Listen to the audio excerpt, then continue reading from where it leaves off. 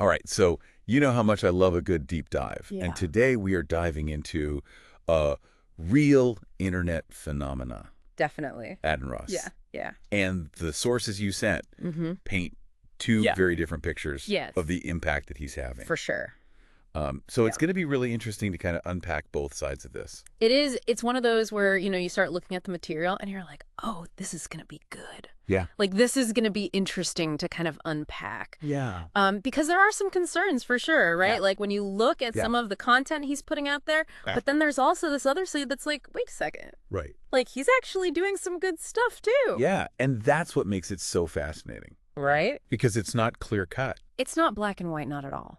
Like he's good or he's bad. Yeah. It's like nuance. nuance. Yeah. Lots of nuance. So let's unpack this. Okay. The first thing that jumps out to me is Adin Ross's streaming schedule. Okay. The sources point out that he often goes live until the wee hours of the morning. Yeah. He's a night owl for sure. So as somebody who follows him, I mean, you've probably noticed those late night streams. Like, absolutely. I've seen them. But have you considered the impact on his younger viewers Right. staying up way past bedtime to tune in? That's the thing, right? Like, it's easy to get caught up in the moment. Yeah. Especially when you're watching someone you enjoy. Right. And, he's got that really engaging personality. But you're right. We have to think about the kids who are staying up way too late. Yeah, what's the deal with sleep deprivation?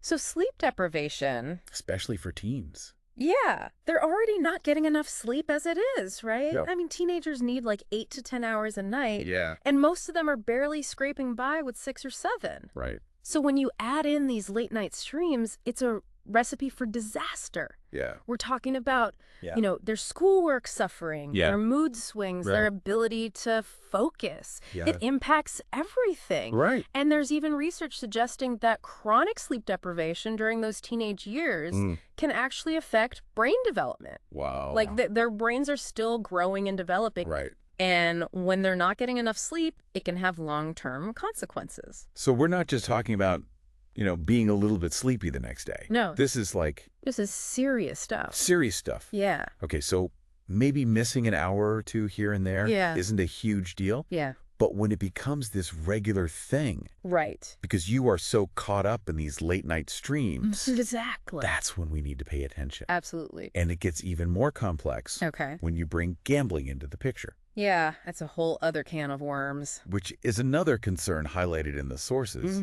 What's the potential harm there? Well, Especially given that Adin Ross's audience yeah. likely includes young, Right. impressionable viewers. It's a recipe for trouble. Yeah. Because you've got to look at the psychology behind gambling addiction. Okay. It's real, Yeah. and it's driven by these powerful forces in the brain. Okay. Like, think about it this way. Every time you check your phone Yeah. and you see a notification, Right. you get a little hit of dopamine, Okay. right? That feeling of reward Okay. that keeps you coming back for more. Mm-hmm.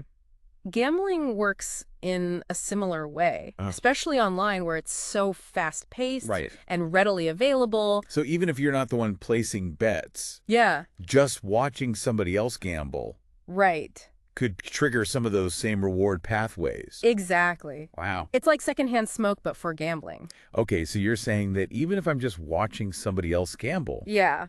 my brain might be responding in a similar way, To an extent. as if I was the one putting down the money. Because you're still exposed to those same triggers. Right. The anticipation, Mm-hmm. the excitement, Okay. the near misses. Right. All of that can activate those reward pathways in the brain. And that's where loss aversion comes in. Yes, exactly. Yeah. Our brains are hardwired to feel the pain of a loss more strongly Right. than the pleasure of a win.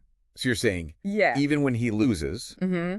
which he inevitably does, Of course. viewers might be more focused on the near misses Right. or the thrill of the next potential win, Exactly. downplaying the risks involved. It's like they're more likely to remember the times they almost won Right. than all the times they lost. Wow, I never thought about it like that. Yeah. It's a powerful psychological effect. So it's almost like watching someone else gamble Yeah. could be creating a distorted view Absolutely. of risk and reward. Especially for those who might be more susceptible to addiction. Right. And that takes us to the concerns Okay. about mental health representation, Right. which you rightly pointed out. Yeah.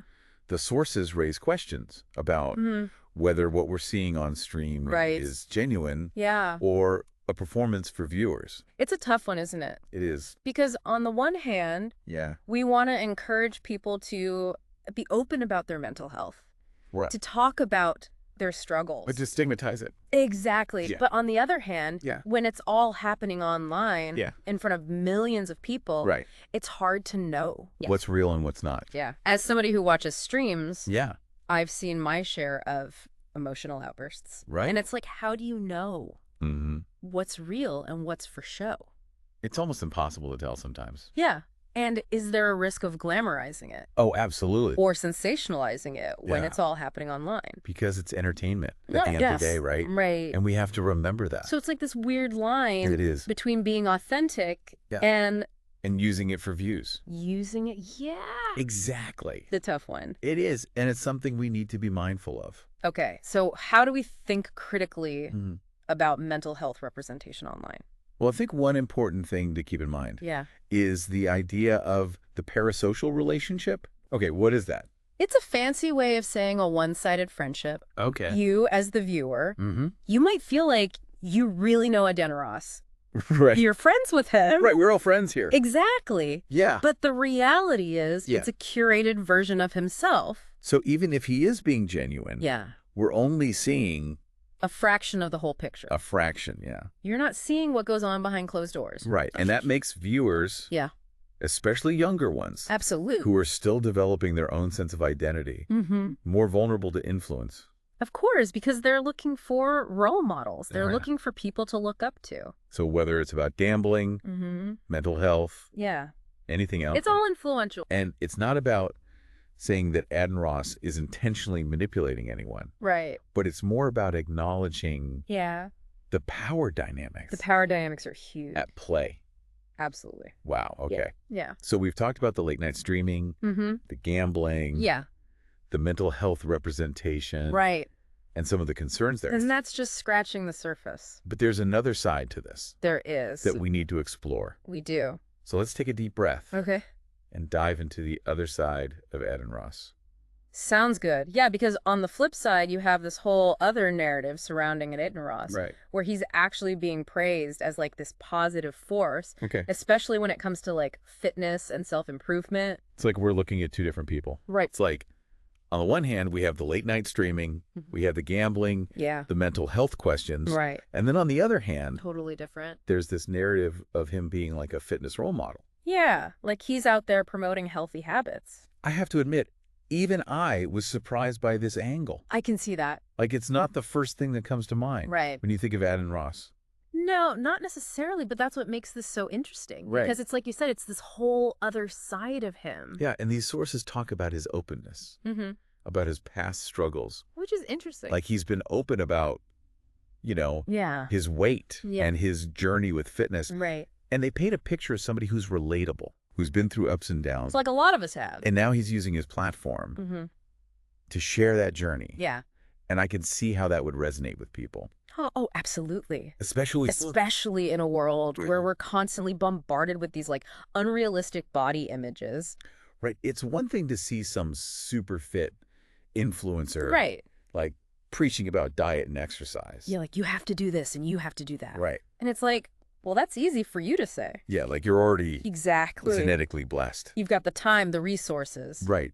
But to see somebody When it's someone who's been in your shoes, who's been there, yeah, who's struggled with their weight. struggling, and then finding their path Yes. to a healthier lifestyle, It's way more relatable. could that be a motivating factor for positive change, 100%. even if it's happening in the online world? Because it's like proof that it's possible, Yeah. you know? Like he's not some untouchable, Because Sackett, Superhuman. he's just a guy Right. who's put in the work. and that human connection Yeah, seems to extend beyond fitness. absolutely. Right. It's not just about the physical health. Our sources also talk about Adin Ross's role Mm-hmm. in building community. Yeah, like he's created this whole community around himself. They specifically mentioned that boxing event that he hosted in Toronto, Oh, yeah, the one where he fought that other streamer. I Yeah. heard about that. which brought fans together Yeah, like people flew in from all over. and raised money for charity. See, that's the thing. Yeah. He's using his platform for good. So even if there are concerns Mm, about some of his content, right. This source seems to argue that the positive impact, Yeah. like creating those real-world connections, Exactly. raising money, Making a difference. outweighs those concerns. Right. And it's not about condoning everything he does. Right. But it's about recognizing that influence isn't always black and white. It's a fascinating debate. It is. And because how do you weigh those things? Right. The potential harms versus the potential benefits. It highlights such a complex relationship It does. between online personalities Yeah. and their audience. Because on the one hand, these streamers, Okay. they're entertainers. Right. They're here to entertain us. We watch them Yeah. for fun, For entertainment. for laughs. Right. Yeah. But at the same time, yeah. They become something more. they become these Role models. influencers, Influencers, yeah. whether they like it or not. And with that comes Responsibility. responsibility, yeah. Yeah, And media literacy feels more important than ever. 100%. Knowing how to critically analyze Hmm. and engage with what you're seeing online. Because you can't just take everything at face value. Right. You have to think for yourself, Especially with someone like Adin Ross. especially with someone who occupies this strange space Yeah. between entertainer, Mhm. role Yeah. model, Right. and dare I say friend to some of his viewers. Oh, absolutely. Yeah. He blurs those lines. He does. And that's what makes this so interesting to unpack. For sure. But we should probably talk about... His actual interactions with his fans. Yeah. Because that's another thing that these sources highlight. Okay. They talk about how Adin Ross is really good Mm. at engaging with his audience. Which is smart. It sounds simple, It does. maybe even trivial, Right. but they highlight how something as small as replying to comments Right. can really shape that dynamic Oh, it totally changes the dynamic. between the influencer Yeah. and the fan. Because it makes it personal. Right. It's no longer this one-way street where you're just consuming content. Have you ever noticed how he interacts with his audience? Oh, yeah. He's always shouting at his viewers. Right. Responding to their comments. Yeah. Even like joking around with them. It creates this sense of intimacy. It does. Like you're in on some inside joke. Exactly. Yeah. Like you're part of the crew. And that, my friend, Yeah. is the parasocial relationship at play again. There it is. Because those small gestures, They seem small. they can be so powerful. They really can. Because imagine you're your young fan Mm-hmm. and your favorite streamer, Yeah. someone you look up to, Right. Someone you idolize, maybe. takes the time to respond to your comment. Yeah. Out of thousands of comments. Right. It creates this feeling of connection, It does. of being seen and heard, Mm-hmm. even if it's just for a fleeting moment Right. in a sea of thousands of comments. But it's enough to make you feel special. It reinforces that bond. It does. Even if it's just a quick reply here and there. Yeah, a little like or a heart emoji. But it makes you wonder how much of that connection is genuine. That's the million-dollar question. Yes. How much of it is part of the persona Exactly. that he's cultivated for his online presence? Let's be real. Right. These streamers, they have a brand. Yeah. They have an image to maintain. So is he really that invested Yeah. in every single one of his fans? Right. Or is it all part of the show? It's tough to say. That's the million-dollar question. It is, Um, and it's one... And unfortunately, it's Yeah. one that we might never have a definitive answer to. Right. But it's still important Oh, absolutely. to be aware of these dynamics, Because awareness is key. to understand that what we see online Mm-hmm. is often Carefully constructed. carefully constructed presentation. Like they're professionals. They Right. know what they're doing. It's about enjoying the entertainment, engaging with the community, Of course. but also maintaining a healthy a big critical distance. level of critical distance. Yes, exactly. It's tough though, right? It is. Because it's like you want to enjoy the stream. Yeah. You want to be part of that community. Have fun. Have fun. Right. But you also But you got to have those boundaries. have to have those boundaries, yeah. And that's especially hard for younger viewers Right. who might not even realize that they're being influenced. Because it's so subtle sometimes. It is. It's very nuanced. Yeah, and it's not like some big obvious message. Right. It's all these little things Exactly. that add up over time. And that brings us back to like Right. the whole responsibility thing. Like Yeah. when you have a platform that big, millions of followers, Right. you have a responsibility to be mindful. It's not about saying you can't do this or you can't say that. Right. It's more about just being aware Being aware of the potential impact, of the potential impact, yeah. both positive and negative. Both positive and negative. Because everything you do, Right. everything you say, It's going to land on somebody. it's going to have an effect on someone. And that's kind of what we wanted to do with this deep dive, right? Exactly. We weren't trying to put Adin Ross on trial or anything. No, not at It all. was more about just using his story Right. and these contrasting perspectives Yeah, the different sides of the coin. as a way to examine, And really dig into. like the complexities of online influence. Because it's complicated. It is. It's not simple. So we explored the concerns, We did. the late night streaming, The gambling. the mental health representation, the questions around Yeah. mental health representation. all important stuff. But we also explored We also explored the other side. the positive stuff, The fitness inspiration. the community The building, community building. the charitable donation. Small acts of fan engagement. Right, because those matter too. And it's not about saying one side is right Right. and the other side is wrong. It's not black and white. It's about recognizing Yeah, that both can be true at the same time. absolutely. And it's up to us Yeah. as viewers, As consumers of this as content, consumers, Yeah. to figure out how we navigate all of that. to make our own choices. Yeah. And that's where media literacy comes in. Being critical thinkers. Asking questions. Asking questions, yeah. Not just accepting everything Right, that you that's- see on your screen. That's a lot, It is. but it's the world we live in now. It's the digital age. Right, and at the end of the day, Yeah. the most important takeaway is to be mindful, Be present. be critical, Be aware. be aware Yeah, well, of how these things are affecting you. of the power dynamics at play. Yes, because just because it's online Right. doesn't mean it's not real. It doesn't mean it's not real, yeah. Those relationships, Right. the Yeah. emotions, Yeah. the And influence, it's all real. it's all real. That's a great point to end on. That's something to think about. So as you're out there Yeah. navigating the world Of wild of online personality, There's all its twists and turns. Remember, it's your deep dive. choose wisely. Choose wisely. I love it. All right. That's a wrap.